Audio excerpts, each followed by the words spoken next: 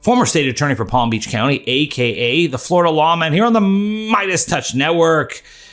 So it's not just those of us on the Democrat side who have been critical of Donald Trump. Donald Trump's capitulation to Vladimir Putin and Russia even brings heat from the Wall Street Journal editorial board, a Rupert Murdoch publication normally supportive. When it's capitulating to Russia, it's also some of his normal conservative pals, like the Wall Street Journal editorial board, which has largely been supportive of Donald Trump. In fact, right before the election, As someone who's covered Trump for years, I never thought I'd see the day when the Wall Street Journal would call him out like this.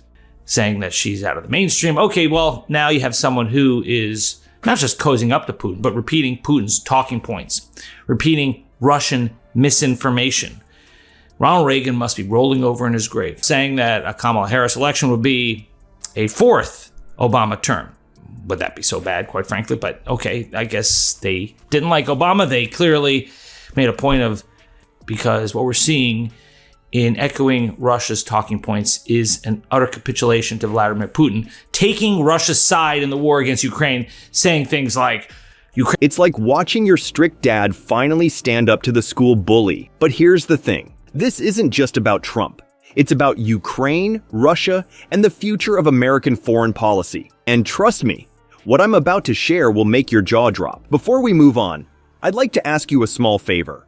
If you appreciate this content, please take a second to like this video and subscribe to the channel. Over 98% of you watch the videos without subscribing. It costs you nothing, but it makes a huge difference to us. So, did you click the subscribe button? Great, thank you so much. Now, back to the video. It appears that grumpy Trump was just thrown in timeout by his media father. Can you picture Trump's reaction upon seeing the top page of the Wall Street Journal? Rating.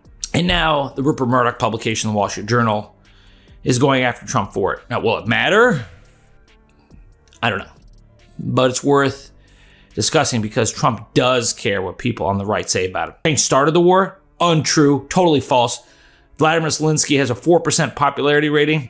Untrue. It's actually around 57%, which is higher than Trump's. He may not care what Mighty says about him. We should keep speaking out, but he does care about what his base thinks about him. And within his base are some of the old school Republicans who have... He probably spewed Diet Coke all over his gold-plated toilet and choked on his hamburger. Murdoch's media conglomerate has served as Trump's personal cheerleaders for years. Since day one, they have been performing backflips and waving their pom-poms in support of the orange turd. But people, something has changed. Perhaps Rupert finally understood that supporting Trump is like attempting to put makeup on a bloated pufferfish. It's not nice and will look bad. This time, the WSJ editorial board didn't simply disagree with Trump. They went all roast mode, oh no. Imagine a group of stuffy editors in suits, likely still sporting their MAGA hats out of habit, typing frantically as if they were competing in a typing competition driven by wrath. You can practically taste the salty tears of betrayal and smell the burning keyboards. Let's now discuss those interesting quotes from the Wall Street Journal piece. In addition to criticizing Trump, they verbally abused him to the point where even Stormy Daniels would have blushed. In essence, the opening line of the editorial was, "We can't tell if Trump's just running his mouth or if he's actually lost his marbles this time." Oh. However, what specifically did Donnie Diapers say about Ukraine that caused such a stir? That's a doozy. So buckle up, Buttercup. In his great genius, Trump chose to extract some facts from his, well, hairpiece.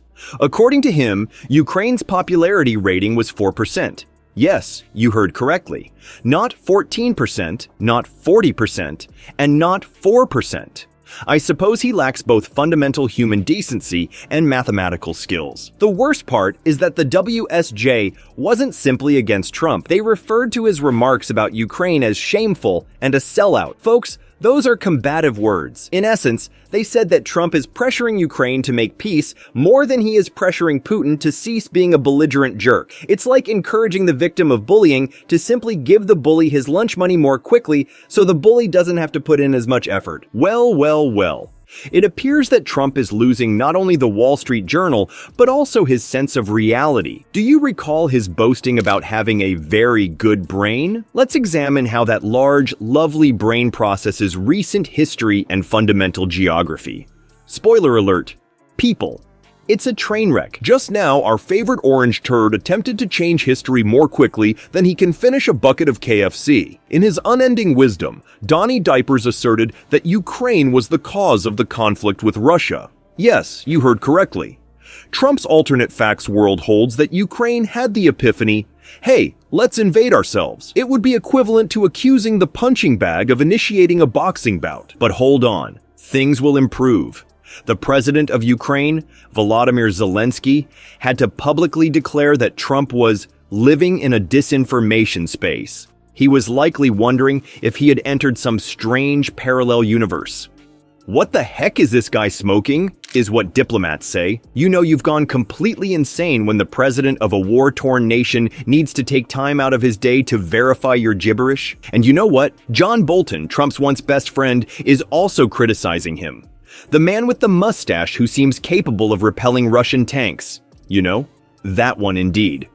Trump's words on Zelensky, according to Bolton, were among the most ignominious ones ever uttered by a US president. This is like Gordon Ramsay saying your food is a bit bland. And that comes from someone who worked in the Trump White House. We all know how much Trump likes his ratings, so let's talk numbers now. Do you recall his assertion that Ukraine's popularity rating was 4%? We're going to do some arithmetic that will make your MAGA hat spin, so buckle up, Buttercup. As it happens, Zelensky has a respectable approval rating of almost 57%. Yes, the person who leads a nation through a war has greater popularity than the person who believes that windmills cause disease. And how popular is Trump? To put it simply, it is less than Zelensky's. Much less. The Mariana Trench appears to be a kiddie pool because of how low it is. People seem to prefer a leader who is actively leading rather than one who is occupied with rewriting history from his gold-plated toilet. People. It appears that Trump's remarks about Ukraine are creating a lot of controversy, even among his old friends. Previously whispering in Trump's ear about national security, John Bolton is now singing a different tune. Trump's comments are among the most shameful that a president has ever made, according to him. All. That must be more painful than a lousy spray tan. The worst part is that Bolton isn't merely making fun of others. He fears that our nation may suffer as a result of Trump's approach to dealing with difficult men like Putin. It's like seeing your sour uncle attempt to reason with the local bully. You can tell it won't work out. What will happen next in this soap opera about politics? Will Fox News begin verifying the accuracy of Trump's tweets? Will the mysteries of that mysterious comb-over be ultimately revealed by his hairstylist? People, stay tuned and watch out for flying pigs.